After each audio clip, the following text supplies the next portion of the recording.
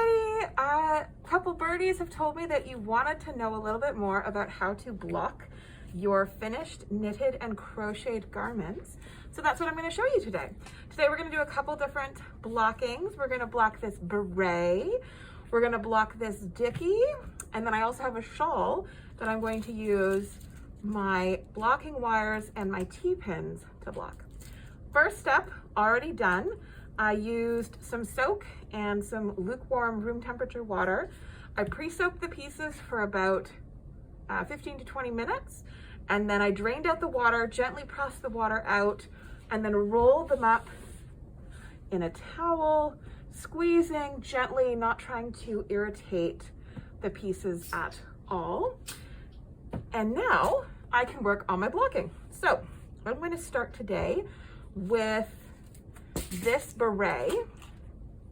And I'm only going to need a couple of accessories that you probably have at home in order to block this beret. So beret, what you want is you want to get a large stretched out portion along the top of the hat without compromising the flexibility around the brim where you've got your ribbing. So we've got my hat, we have a dinner plate, and we have something tall to pop our dinner plate onto. So I've pre-soaked this. I've already woven in my ends. I haven't trimmed them at all because I'm going to do that at the end once everything's settled. Next, I'm going to stretch my hat out over my dinner plate.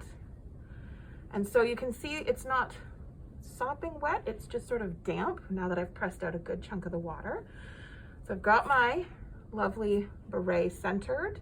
Got my little tiny dongle centered in the middle of the plate, and I'm going to rest that on top of something tall so that the rest of the hat can just sort of pull in around the sides, keeping the brim smaller than the widest circumference of the plate. You might have to play around with the size of plate that you have.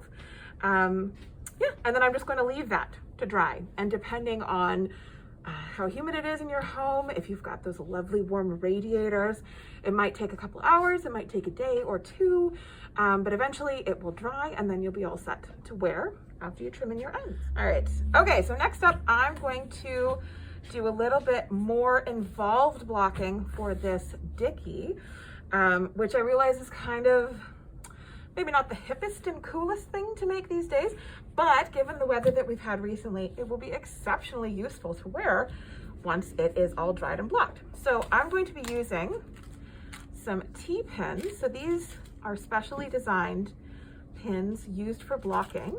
They have a nice little T shape so that if your project starts to rise up, there's something to keep it from popping off the end of the pin. They're also stainless steel and they're designed not to rust, so they're perfect for this kind of exercise. And usually you'll find them in cases of like 40 or 100. And so this is really helpful when you want to stretch out a project a little bit and really encourage it to widen out. So I want some nice full coverage around my neck and over my shoulders. I don't want it creeping up so that the air can get in on the side from my jacket. So I'm going to encourage it to stretch out a little bit. Got a nice positioning there. And you can see really the difference here. You've got about 1 inch of fabric on either side. So again, I'm just gonna gently move this out. Okay. And then, because as it dries, it will have a tendency to kind of shrink back in, I'm going to use these T-pins to pin this in place. And so you'll see I'm angling them away so that it doesn't shrink in this direction, back the way it wants to come. I'm using the angle of the pin to keep the wool from shrinking back. So I'm just going to pin all the way along there, but I don't really want to stretch this out too far because I don't really want the neck to be loose and floppy. I want it to be close to my body. So after pinning out the inner part of the dicky, the part that sits on my neck and shoulders, I'm going to just sort of encourage the rib to sit as it normally would, and therefore hopefully keep some of its warmth. And so we'll just finish pinning this guy out. And then again, you just leave it a couple hours or a couple days. If it's superwash yarn, it usually takes longer. I don't actually remember what's in here, probably a mix. And when it's all dry, cut your ends and you're all done. All right, so the last thing I'm going to block today is a great big shawl. This is the Dustlin shawl by Stephen West, knit in a worsted weight yarn like the new Germantown that we just got in. And so today I'm going to need a couple different tools. I'm going to need my Knitter's Pride T-pins.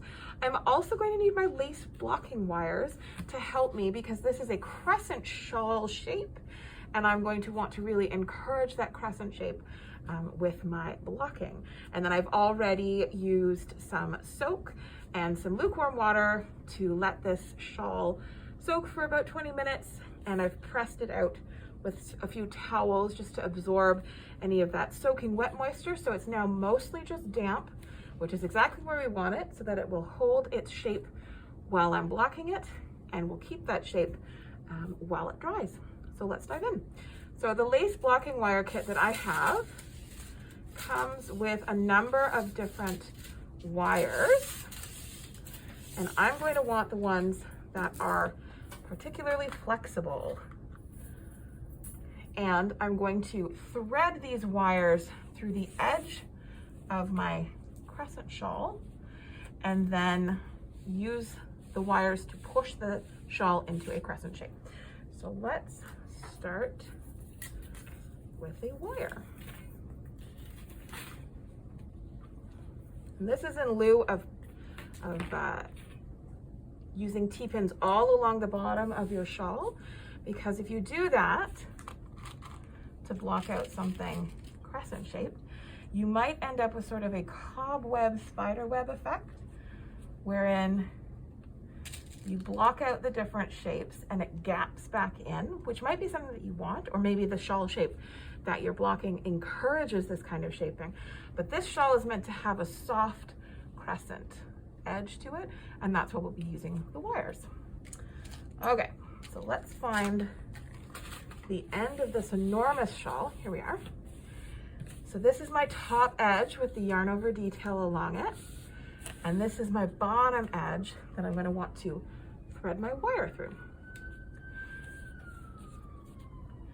And so all I'm going to do, I've got a nice little I-cord at the end, which makes it a little bit easier. If I was threading it through this section here with just a little bit of garter, I would go along the edge and thread up, down, and so forth, and trap the edge along there. But since I've got a nice little I-cord here, I can just thread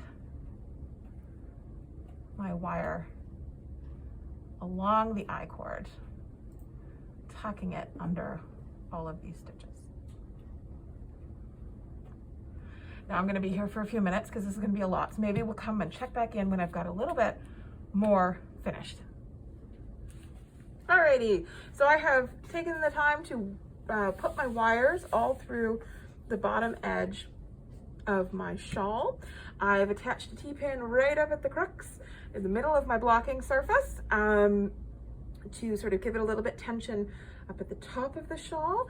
And so now I'm going to take the fabric, encourage it to be, I guess, balanced would be a good word for it. And I'm going to gently pull on this wire down here.